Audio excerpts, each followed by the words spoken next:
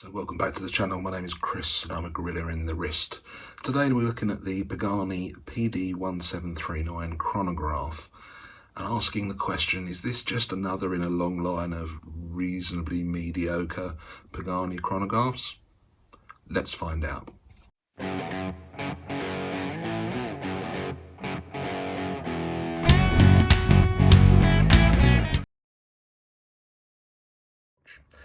So this is the PD1739. In terms of the broad dimensions, it's 40mm across the dial, it's 20mm lug width, it has a thickness of about 13mm as I measured it, with a really nice domed sapphire crystal. I really like this one, and a very compact and very reasonable lug to lug of 45mm. It's powered by the VK64 Mecha Quartz chronograph movement and has 200 meters of water resistance for reasons I don't really understand. But that's the basic spec. So in terms of the dial, what we have is a brown outer chronograph track and then a salmon pink inner track. We have applied indices at 12 and 6 in Roman numerals, and what I think I'd probably call alpha, very, very silver, as you can see, alpha hands. The subdial at 9 is the chronograph subdial for the chronograph minutes, and the subdial at the 3 o'clock is a 24-hour indicator. This watch doesn't have a second hand, and the big silver thing in the middle is the chronograph second hand.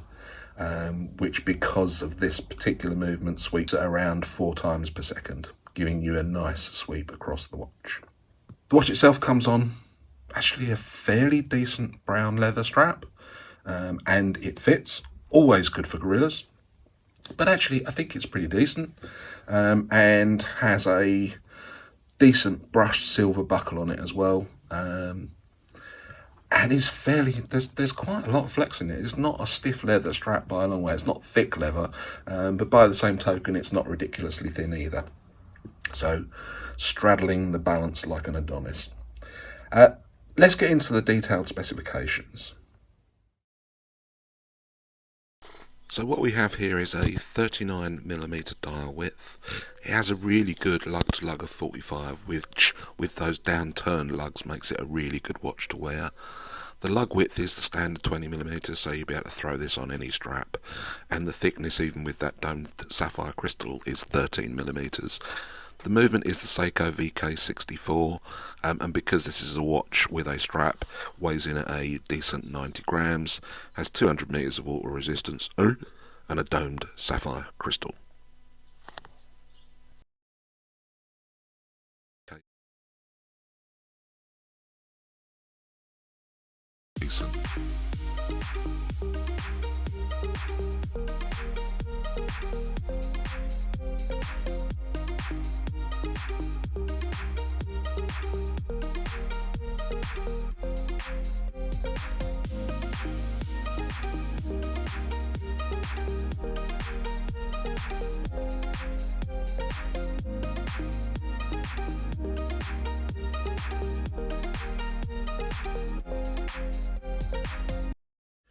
So what are my gorilla gripes on this watch?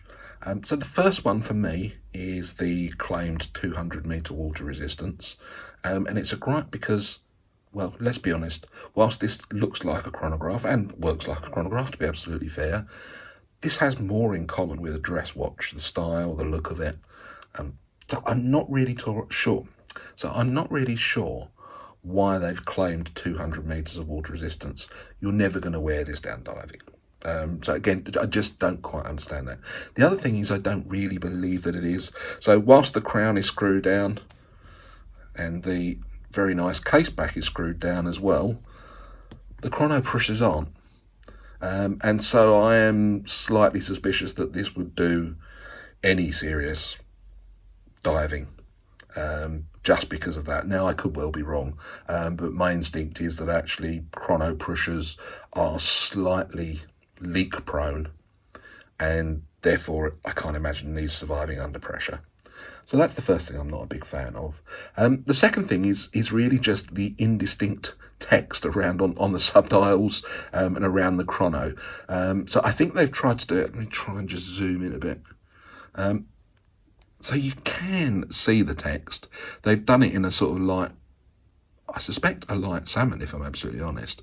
It sort of steps over into light brown, but it is really indistinct. Unless you've got it right up against your nose, you can't actually read what it says. And I think that's true of the subdials as well. So I can kind of make out what they're saying, but it's not that clear to me. And then the final thing that I'm not a big fan of in relation to this watch is the fact that it came with a 1-year warranty, which is always a no-no from my perspective. Now, I entirely appreciate that for the paltry £43 stroke $50 that I paid for this. That might be expecting a little bit too much. So I would take that into consideration. But I raise it because every watch I review that only has a 1-year warranty, regardless of how much I like the watch, I will always comment on it. So that's my gripes for this particular watch. So let's talk about the things that I like about this watch. And I'll start off with the price, because you know how much of a tight bastard I am. So I picked this one up in the last sale, and this was actually in one of my 5 picks videos. I did say I was almost certain to get it, and I am a man of my word, and here it is. I think in the sale I ended up paying £43, so you're talking about $50-ish. I think for a VK64 movement with what I think is a really nice domed sapphire crystal. I had to look at it quite hard to spot the doming, but it clearly is a domed sapphire crystal. Decent movement. And the other things that I'm about to tell you that I like about it, that I'm not going to preview here. I think at that price, this is a bit of a bargain. Now, I have a number of other Pagani Design chronographs of various persuasion, and they all come across that way as really good value. So I think this is certainly another one of those. The second thing I like about it is I'm really impressed with the finishing, given the price of the watch. So if you look at the side profile, you can see that the lower half of the case is polished. They've put a brushed section across the middle and down the lugs, and the lugs turn down really nicely to the wrist, so you get a really good wear on this one. It's particularly good. And then even between the lugs, and I don't know if it's particularly clear, let me just try and zoom in. That was pretty ineffective. But you may be able to see there, actually there's a vertical brushing between the lugs. So I think, and the upper half of the watch case then is very heavily polished and moves into that sapphire crystal. I just think that's pretty good, actually, for the money that you're paying for this. I think if I looked at, thinking of the very first watch I bought when I got into the hobby, which was a slightly iffy sterling subby homage, and it was just all silver, and I paid twice as much for that as I did for this. So for not a lot of money, I think they've kind of got that finishing really good. I think it's really impressive. And that sort of also follows through on things like the crown itself, which is properly branded. There's a bit of patterning on the chrono pushers as well. And then again on the brushing on the furniture on the watch strap, the leather strap, is pretty good as well. Branded, nicely branded, very stylish. Even down to just a little bit of an edge there, a little bit of a polished edge across that. That's really impressive. For the money, that is really impressive. I don't care what anybody else says. The third part I really like is just the strap. It's a really decent. I've had some horrors from AliExpress in terms of pleather garbage.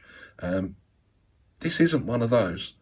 Decent retainers. It's a nice chocolate colour, which really works well with the dial itself. I think they've got that absolutely right. And then finally, I really enjoy the colour scheme. I like this pink look, and I know that I moaned about the fact that it was indistinct. The fact that it's indistinct doesn't bother me in the slightest, because actually the effect of that brown chronograph band around the outside kind of has what I think of as a traditional tuxedo look, which I think just reinforces the point that this is quite an interesting dress watch stroke chronograph.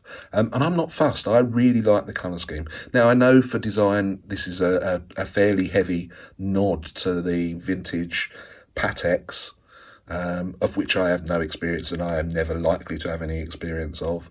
But I can kind of see it. You can see the lineage of this. You can see what they're trying to do with it. But it's just really nice colours. It's very easy on the eye. I think it looks much more expensive than it actually is, and wears a treat. It doesn't have a second hand, but I don't care.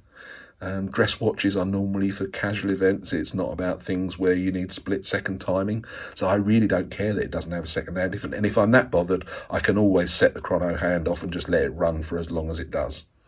But I think the look, the colour scheme, the combination of the strap and the finishing and the price, I think for this is absolutely fantastic. I am very, very impressed with this one.